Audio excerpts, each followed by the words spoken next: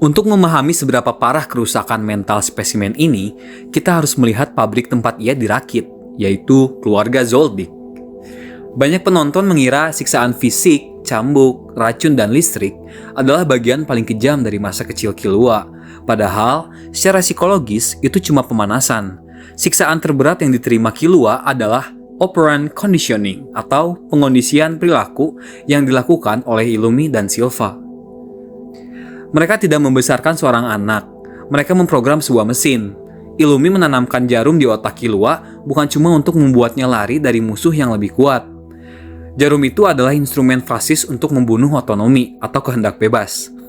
Killua diajarkan bahwa dia tidak punya keluarga diri atau zero self-worth. Eksistensinya hanya valid jika dia berguna bagi keluarga. Dia diajarkan bahwa dia tidak berhak punya teman, tidak berhak punya keinginan, dan tugasnya hanyalah melayani otoritas.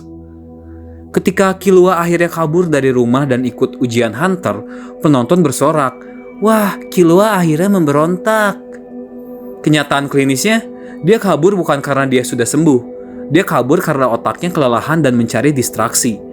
Tapi karena sejak lahir, software di otaknya hanya diprogram untuk melayani majikan, ketika dia keluar dari rumah, otaknya kebingungan.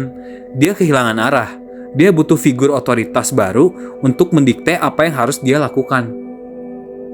Dan tebak siapa yang muncul tepat di saat dia sedang kelaparan mencari majikan baru.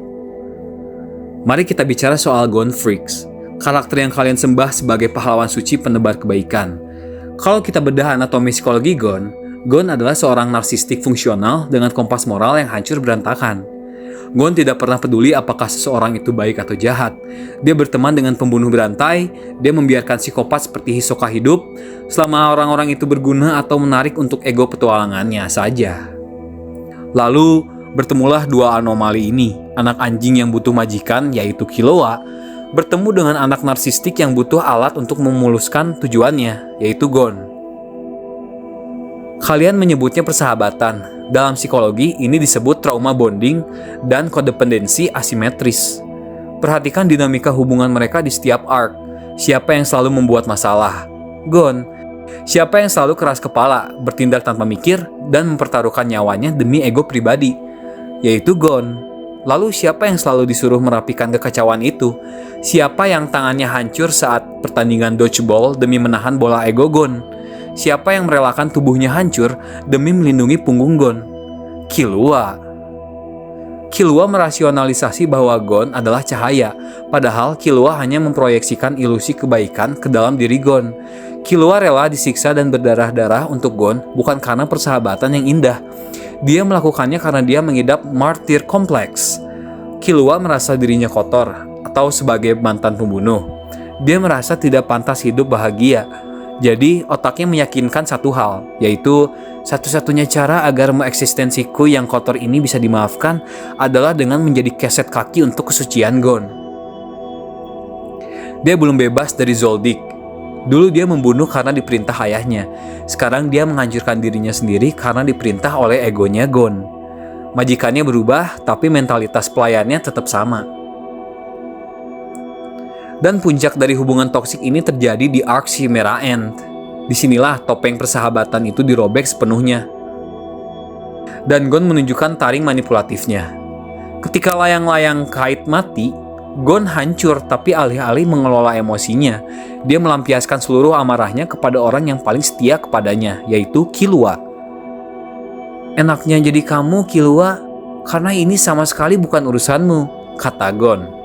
Ini adalah bentuk kekerasan emosional atau emotional abuse tertingkat tinggi. Killua sudah mempertaruhkan nyawanya melawan semut-semut Chimera, hampir mati kehabisan darah, dan mencabut paksa jarum di kepalanya murni hanya demi melindungi Gon. Dan apa balasan Gon? Dia merendahkan rasa sakit Killua. Dia menghancurkan satu-satunya hal yang membuat Killua merasa berharga. Bagi orang normal, ucapan seperti itu adalah tanda bahaya atau red flag untuk segera memutuskan pertemanan dan pergi. Tapi apa yang dilakuin Killua? Karena Killua adalah korban kekerasan masa kecil atau child abuse, otaknya merespon penyiksaan emosional ini dengan cara yang sangat tragis. Anak yang disiksa tidak akan menyalahkan penyiksanya. Mereka akan menyalahkan diri mereka sendiri. Killua menangis, menyalahkan dirinya sendiri, dan tetap kembali untuk membersihkan kekacauan Gon. Dia bahkan repot-repot memohon kepada adiknya, Aluka, demi menyelamatkan nyawa parasit yang baru saja menghancurkan hatinya. Kalian pikir itu mengharukan? Tidak, itu adalah bentuk perbudakan emosional yang sangat menjijikan. Di akhir cerita animenya, mereka berpisah. Penonton merayakannya sebagai akhir yang indah. Wow, Killua akhirnya menemukan tujuannya sendiri. Dia sekarang pergi bersama Aluka. Apakah benar begitu? Mari kita lihat data observasinya. Killua pergi karena tubuh Gon sudah kembali sembuh, dan majikannya, yaitu Gon, sudah tidak lagi membutuhkannya. Lalu, apa yang dilakukan Killua setelah berpisah? Apakah dia mencari impiannya sendiri? Apakah dia membangun hidupnya sendiri? Tidak, dia mendedikasikan seluruh sisa hidupnya untuk menjadi pelindung mutlak bagi adiknya, Aluka.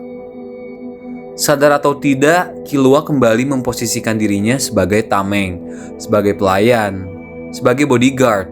Dia hanya menukar objek pengorbanannya. Dari melayani keluarga Zoldyck, beralih menjadi budak ego Gon, dan kini menjadi tameng bernafas untuk Aluka. Dia melarikan diri dari rumah keluarganya, tapi dia tidak pernah benar-benar melarikan diri dari arsitektur mental yang ditanamkan keluarganya, bahwa nyawanya tidak pernah memiliki harga untuk dirinya sendiri. Kalian tidak sedang menonton kisah seorang pembunuh yang menemukan cahaya. Kalian sedang menjadi saksi dari sebuah rekam medis tentang burung dalam sangkar yang pintunya sudah dibuka lebar-lebar, tapi ia memilih untuk terbang mencari sangkar yang baru. Observasi selesai, fasilitas ditutup, diskusi sehat di kolom komentar, dan subscribe.